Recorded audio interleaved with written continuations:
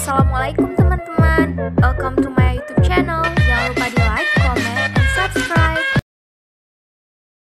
Oke teman-teman, langsung saja kita bahas soal TWK bahasa Indonesia yang pertama, yaitu ayah pergi ke pasar sedangkan ibu sedang di kamar ditemani dua anaknya.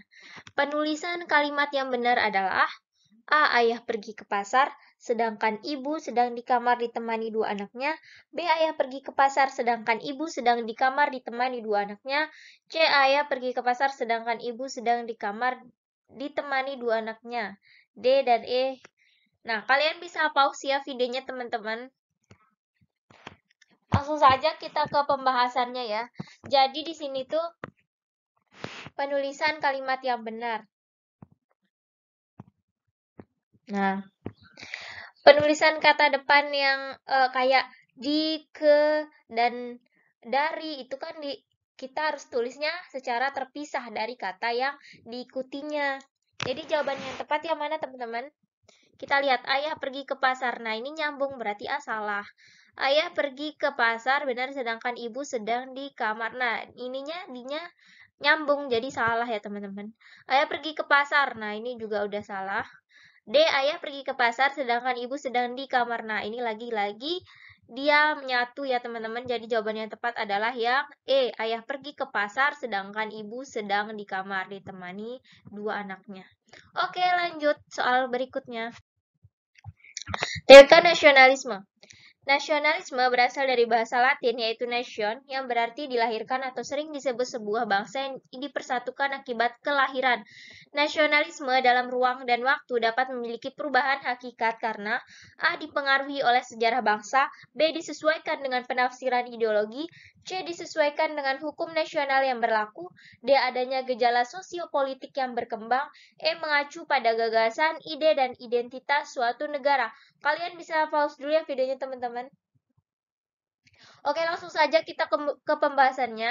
Jadi nasionalisme dalam ruang dan waktu dapat memiliki perubahan hakikat karena apa? Karena jawabannya ini B ya teman-teman. Karena disesuaikan dengan penafsiran ideologi. Oke, kita ke soal berikutnya. Yaitu pilar negara Pancasila. Sikap menghormati keragaman suku bangsa dapat terlihat melalui sifat dan sikap berikut, kecuali ada kecualinya teman-teman. A. Ada tetangga yang saling bersaing dalam menunjukkan harta bendanya.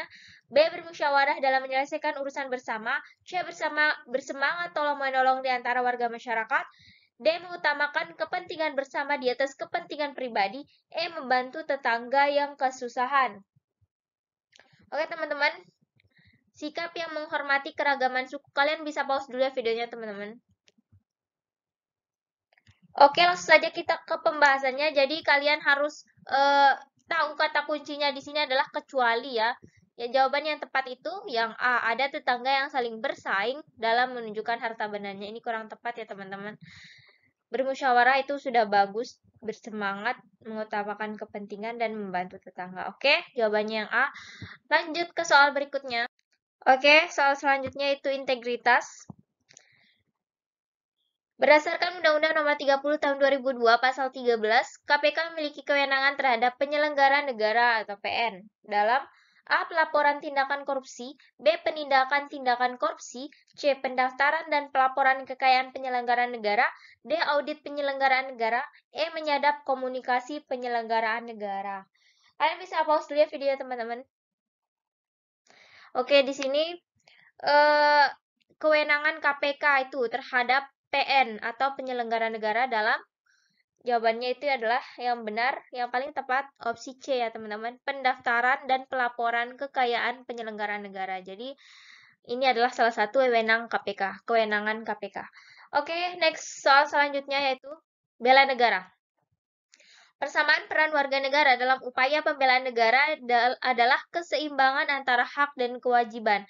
Maksudnya, A. Bela negara merupakan tanggung jawab dari seluruh warga negara, bukan hanya tanggung jawab komponen utama militer. B. Usaha-usaha bela negara adalah kebudayaan yang menyatu dalam diri setiap warga negara. C. Perwujudan dari rasa tanah air adalah pengorbanan terhadap negara yang harus dilakukan oleh seluruh warga negaranya. D. Warga negara dapat memilih peran dalam praktik upaya bela negara.